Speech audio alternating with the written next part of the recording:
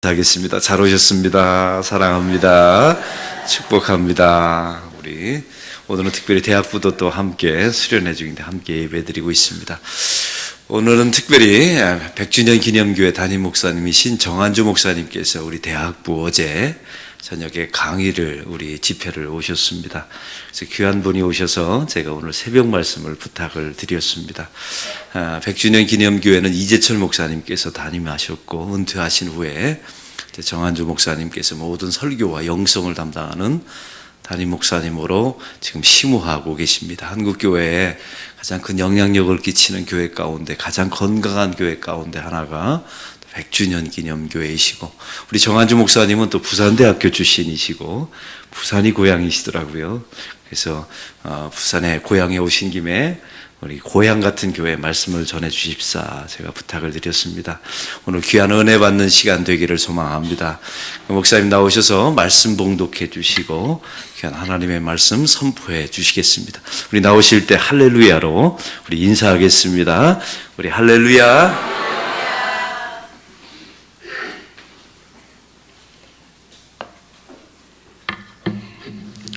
우리 다 같이 요한복음 21장 찾아보실까요?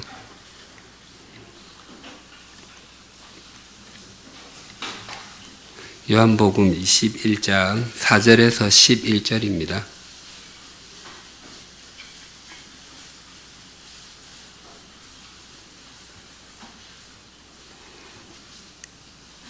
찾으셨으면 요한복음 21장 4절에서 11절 우리 같이 합독하도록 하겠습니다. 날이 새어갈 때에 예수께서 바닷가에 서셨으나 제자들이 예수이신 줄 알지 못하는지라. 예수께서 이르시되 얘들아 너희에게 고기가 있느냐? 대답하되 없나이다. 이르시되 그물을 배 오른편에 던지라. 그리하면 잡으리라 하시니 이에 던졌더니 물고기가 많아 그물을 들 수 없더라. 예수께서 사랑하시는 그 제자 베드로에게 이르되 주님이시라 하니 시몬 베드로가 벗고 있다가 주님이라 하는 말을 듣고 겉옷을 두른 후에 바다로 뛰어내리더라. 다른 제자들은 육지에서 거리가 불과 한 50칸쯤 되므로 작은 배를 타고 물고기 든 그물을 끌고 와서 육지에 올라보니 숯불이 있는데 그 위에 생선이 놓였고 떡도 있더라. 예수께서 이르시되 지금 잡은 생선을 좀 가져오라 하시니 시몬 베드로가 올라가서 그물을 육지에 끌어올리니 가득히 찬 큰 물고기가 153마리라. 이같이 많으나 그물이 찢어지지 아니하였더라. 아멘. 네. 예수님의 생애를 기록한 것이 복음서입니다. 신약 성경에는 마태, 마가, 누가, 요한 복음 등 4개의 복음서가 있습니다. 그 중에 처음 3개, 마태, 마가, 누가 복음을 공관복음이라고 합니다. 공관은 한 가지 공자에 볼 관자, 즉 보는 관점이 비슷하다는 의미입니다. 반면에 요한복음은 제4복음서라고 불립니다. 요한복음이 가장 나중에 기록이 되었습니다. 요한이 예수님에 관한 말씀을 기록할 때에는 이미 다른 복음서가 있었기 때문에 또 같은 관점에서 기록할 이유가 없었기 때문일 것입니다. 다른 복음서에는 있지 않은 요한복음이 우리에게 알려주는 2가지 중요한 내용을 말씀드리면 이렇습니다. 첫째는 예수님의 공생애가 얼마인지를 요한복음은 알려줍니다. 예수님의 공생애는 몇 년입니까? 3년이라고 보통 얘기를 합니다. 그것을 어떻게 하셨습니까? 그것을 요한복음이 우리에게 알려줍니다. 만약 요한복음이 있지 아니하고 마태, 마가, 누가복음만 있었다면 아마 예수님의 공생애는 1년인 것으로 사람들은 생각을 많이 했을 것입니다. 그런데 요한복음이 예수님의 공생애가 3년인 것을 알려주는 것은 예수님께서 절기에 성전으로 올라가신 중요한 사건이 3번이 나옵니다. 2장, 7장, 18장이 나옵니다.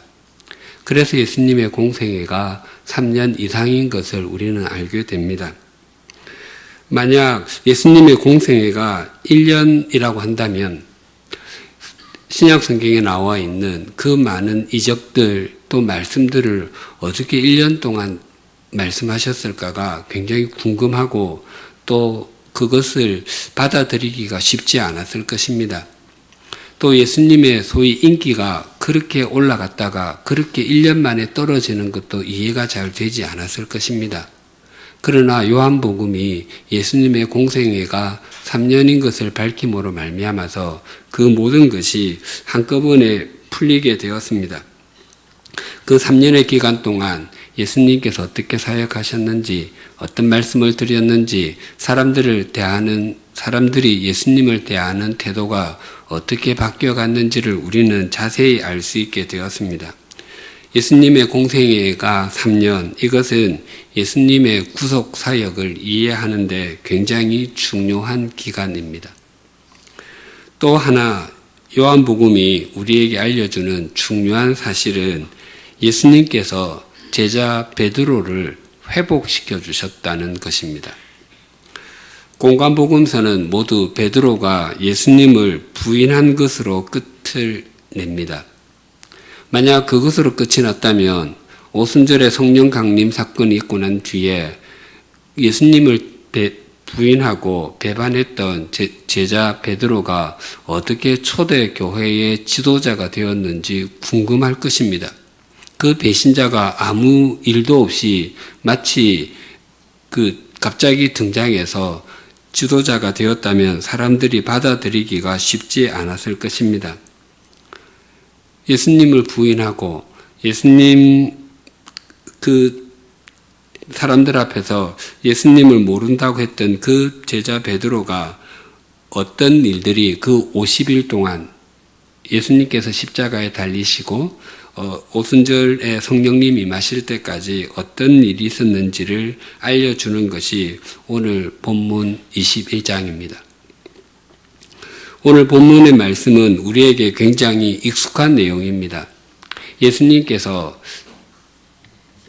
예수님을 배반하고 갈릴리로 도망간 제자들을 다시 찾아가셔서 회복시켜 주시는 장면입니다. 좀 더 구체적으로 말씀드리면 이러합니다. 제자들이 생업에 열중하고 있을 때 어느 날 예수님께서 찾아오셔서 제자들을 부르셨습니다. 그래서 그들은 자신의 모든 것들을 버려두고 예수님을 3년을 따라다녔습니다. 그런데 그렇게 믿었던 예수님께서 십자가에 달려 돌아가시고 말았습니다. 제자들은 예수님을 따라다니면서 이분이라면 우리가 기다리던 메시아가 틀림없다고 생각했습니다. 예수님께서 빵 5조각과 물고기 2마리로 5,000명이나 되는, 실제로는 여자들과 아이들을 합치면 최소한 1만 명에서 2만 명이 되는 사람들을 먹이시는 것을 보았습니다. 또 귀신들을 쫓아내고 여러 이적들을 일으키는 것도 목격했습니다. 이분이라면 틀림없이 우리의 구세주가 맞을 거라고 생각을 했습니다. 그런데 그렇게 믿었던 예수님께서 십자가에서 너무도 무기력하게 돌아가신 것이었습니다. 예수님께서는 제자들에게 여러 번 당신이 고난을 당하고 십자가에 달려 돌아갈 것이라고 말씀하셨지만 제자들은 그것을 제대로 듣지 않았던 것입니다. 예수님께서 십자가에 돌아가시고 부활하셔서 제자들에게 2번 나타나셨습니다. 그럼에도 불구하고 그 허전한 마음을 채울 길이 없었습니다. 그래서 제자들 중에 최소한 7명의 사람이 자신의 본업인 업으로 다시 돌아가서 갈릴리로 가서 그물을 던졌습니다. 밤새도록 그물을 던졌지만 잡아 올린 물고기는 단 한 마리도 없었습니다. 아무리 예수님을 따라다녔어도 불과 3년이었습니다. 그 3년 동안 그물을 건져 올리는 실력이 줄었어도 그럴 수는 없었습니다. 하지만 결과는 아무것도 없었습니다. 갈릴리 호수의 별명 가운데 하나가 물반, 고기반이었습니다. 그러나 아무런 결과도 없었습니다. 그렇게 절망하고 있을 때 예수님께서 그물을 배 오른편에 던지라고 했습니다. 그렇게 해서 거기에 그물을 던지고 그물을 건져 올렸더니 가득히 그 큰 물고기만 해도 153마리가 되었다고 성경은 증언합니다. 우리 그리스도인들은 이 153이라는 숫자에 굉장히 많이 익숙합니다. 그것은 아마 모나미 볼펜 때문에 그럴 것입니다. 예, 우리나라 사람 그리스도인들은 거의 대부분 아는데 서양은 잘 모릅니다. 제가 그 스위스 목사님에게 153에 대해서 아느냐고 한번 물은 적이 있었는데 전혀 알지를 못했습니다. 예, 오래전에 그 TV 성공시대라는 프로그램에서 이것에 대해서 방영한 적이 있었는데 우리가 아는 것과는 약간 달랐습니다.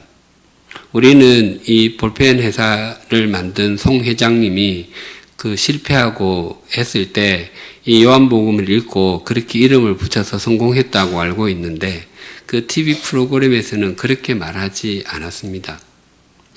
이 모나미 볼펜이 처음 만들어졌을 때 그것이 가격이 15원이었다고 합니다. 그 당시에. 그리고 1963년도에 만들어져서 1563이었는데 공장장이 그 사장님 이게 너무 기니까 하나를 줄입시다. 그래서 6자를 빼고 그 153이 되었다고 합니다. 그래서 그 숫자를 다 합치면 9인데 9가 행운의 수라고 제가 그 놀이는 잘 알지 못하는데 화투놀이 중에서 9가 되면 가보가 되면 좋은 것이 있다고 그렇게 해서 했는데 나중에 보니까 성경에도 153이 있더라고. 그때 프로그램에는 그렇게 나왔습니다. 우리나라 사람들뿐만 아니라 오래전부터 이 숫자에 대해서 그 관심이 굉장히 많았습니다. 고대 교부들은 이 숫자가 의미하는 것이 무엇인지 알기 위해서 연구를 많이 했는데 알렉산드리아에서 온 시릴이라고 하는 사람은 이 153이 100은 이방인의 숫자라고 했습니다. 그 1은 양에 비유해 양 100마리가 나오지 않습니까? 그래서 그 1은 이방인의 숫자고 5는 유대인들의 남은 숫자고 3은 성부, 성자, 성령. 그래서 삼위일체 하나님께서 모든 이방인들과 모든 유대인들을 다 구원하신다는 의미로 153이라고 했습니다. 또 우리가 아는 아우구스투스는 이렇게 해석을 했습니다. 구약의 대표적인 수는 10입니다. 그 10계명. 그리고 신약의 완전수, 은혜의 수가 7인데 그 7이 완전수라고 하는 것은 그 3 더하기 4가 7인데 3은 성부, 성자, 성령, 4는 동서남북을 합쳐서 7이 완전수이고 또 그것을 곱하면 10인데 그 12도 성경에서 완전수로 받아들여집니다. 그래서 이 10과 7을 더하면 17인데 1부터 17까지 더하면 153이랍니다. 저는 한 번도 더해보지 않았는데 그래서 이 153은 구약의 모든 율법과 신약의 모든 은혜를 다 합친 것이 153이다라고 해석을 했습니다. 제롬이라고 하는 사람은 아예 그 153이 그 세상에 있는 모든 민족을 뜻한다고 했습니다. 이 물고기들이 전부 다 다른 종류인데 그 주님께서 그 모든 종류의 민족들을 다 구원하신다는 의미로 153이라고 했습니다. 사실 저는 이 숫자의 의미가 무엇인지 모르겠고 또 알고 싶지도 않습니다. 요한이 정말 요한복음을 기록하면서 153을 그런 의미로 썼을까 의아합니다. 저는 1부터 17까지가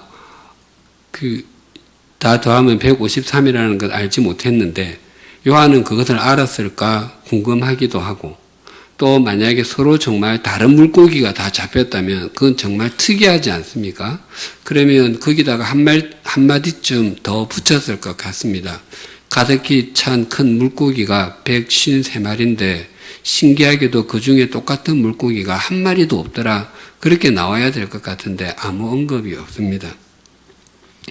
이 말씀에서 중요한 것은 제자들이 밤새도록 그물을 던졌는데 한 마리도 잡지 못했다가 어떻게 해서 그렇게 많은 물고기를 잡을 수 있게 되었는가 하는 것입니다.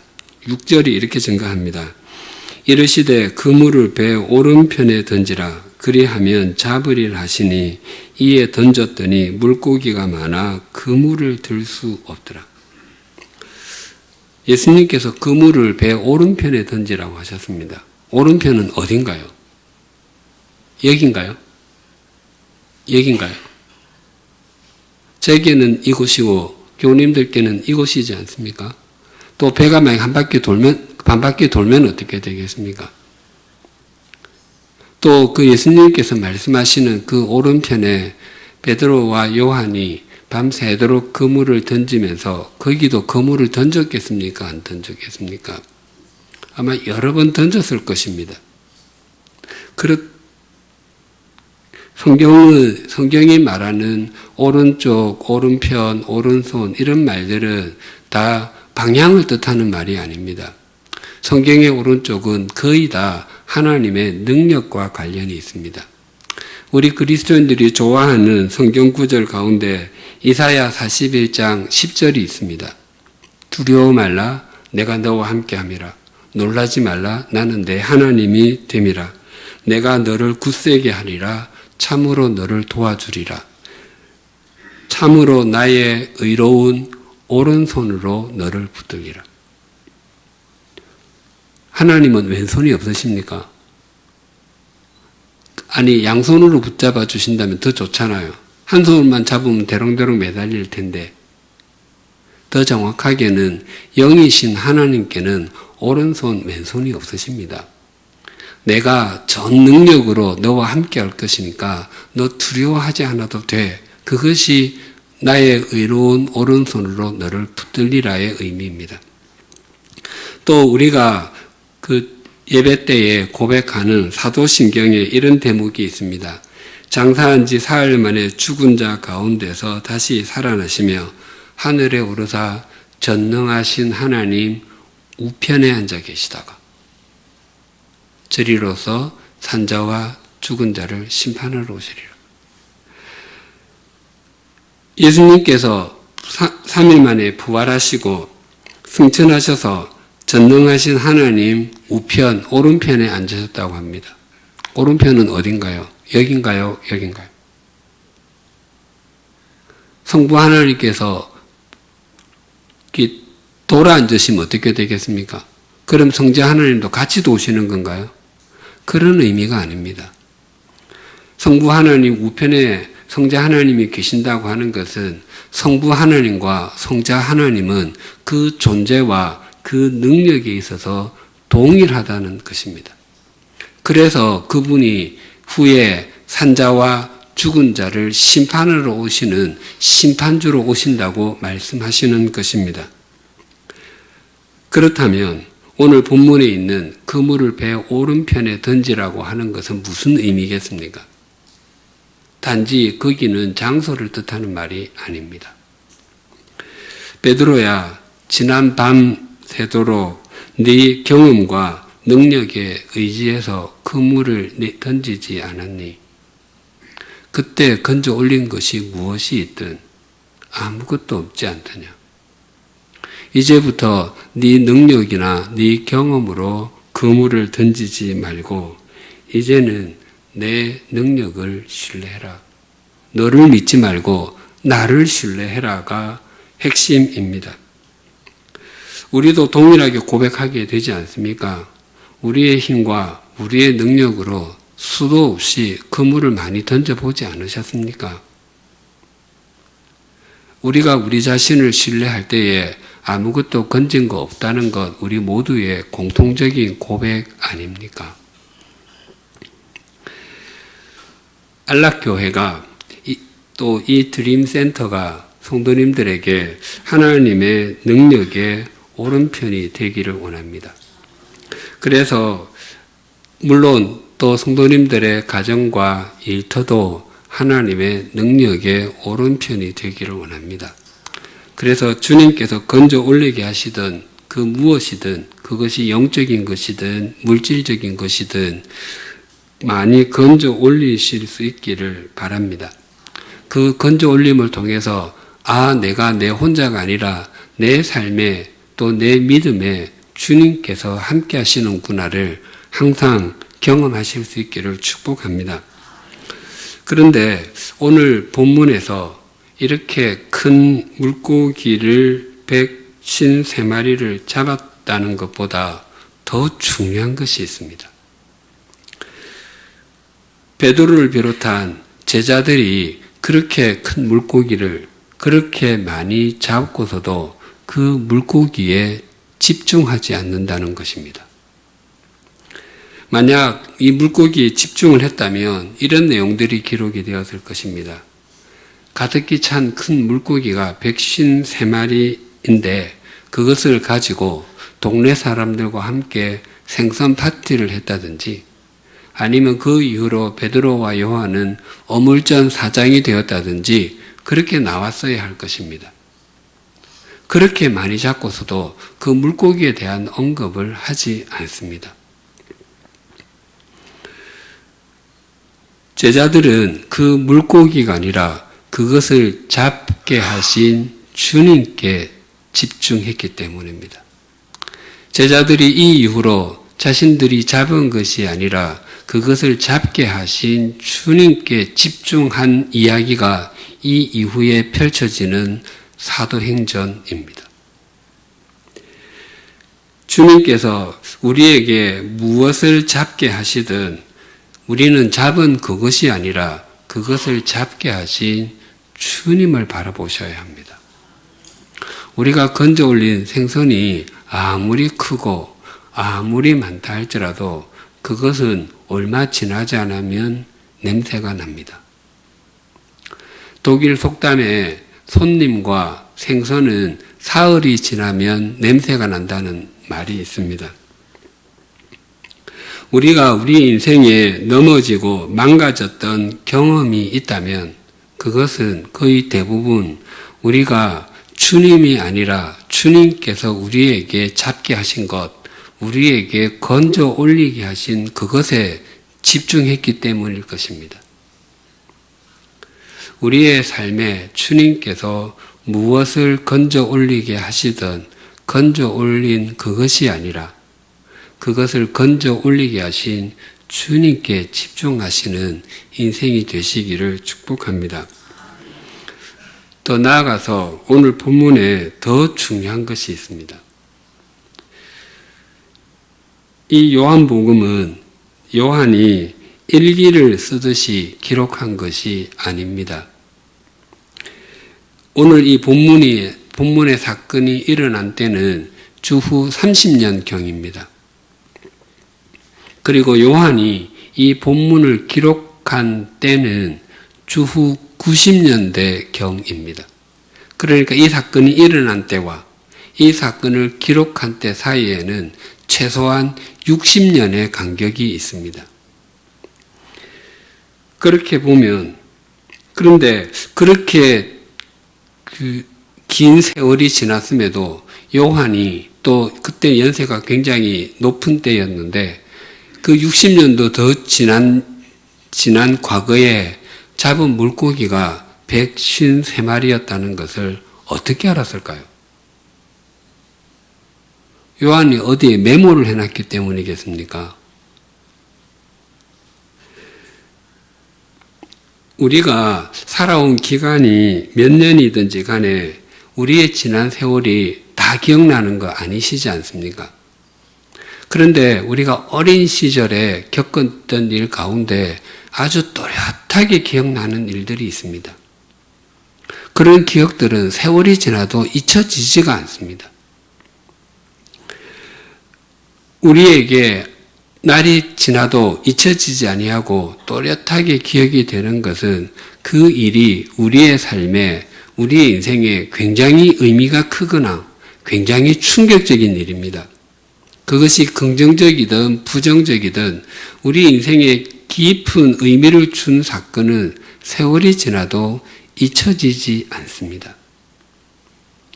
요한이 60년이 더 지났음에도 불구하고 그때 잡은 물고기의 숫자가 153마리였다는 것을 정확하게 기록하는 것은 이 사건이 요한에게 잊혀지지 않는 사건, 결코 잊어버릴 수 없는 사건이었기 때문입니다. 자신을 비롯한 다른 제자들이 다 주님이 십자가에 달려 돌아가시는 것을 보고 모든 것이 끝났다고 생각하고 본래 직업인 갈릴리 어부로 돌아왔는데 예수님께서 거기까지 찾아오셨던 것입니다. 그리고 찾아오셔서 이 배신자들아, 너희들이 나에게 어떻게 그럴 수가 있니라고 책망하지 아니하시고 마치 아무 일도 없었다는 것처럼 본래의 모습으로 회복시켜 주셨던 것입니다. 그것이 그래서 60년이 지나도 잊혀지지 않는 사건으로 그에게 남아 있었기 때문입니다. 이 토요일은 성도님들이, 특히 항존직들이 기도하는 날이라고 들었습니다. 우리의 인생을 돌아보면 사도 베드로와 요한을 비롯한 다른 제자들처럼 이제 모든 것이 끝이 났다고 주님을 부인하고, 때로는 주님께서 살아계시면 이러실 수 있느냐고 주님께 항의하고 그런 때들이 있었음에도 불구하고 우리가 오늘 이 자리에 있을 수 있음은 거의 다 주님께서 우리를 찾아와 주셨기 때문입니다. 우리가 이 교회에서 어떤 신앙생활을 하게 되든지 매일매일의 생활이 우리 각자에게 잊혀지지 않는 거룩한 기억으로 남아 있을 수 있기를 축복합니다. 그래서 세월이 많이 지난 이후에도 우리에게 죽음이 임박한 그 순간에도 오늘을 떠올리면 그때 나와 함께 하셨던 그 주님이 잊혀지지 않는 그러한 주님으로 남으실 수 있기를 축복합니다. 그래서 우리가 우리의 삶이 아무리 실패의 자리와 같이 보일지라도 우리는 언제나 소망 가운데 거할 수 있습니다. 왜냐하면 주님께서 우리가 있는 그 자리에 함께 하시는 주님이기 때문입니다. 그 주님께서 지금 이 시간도 우리와 함께 동행하십니다. 기도드리시겠습니다.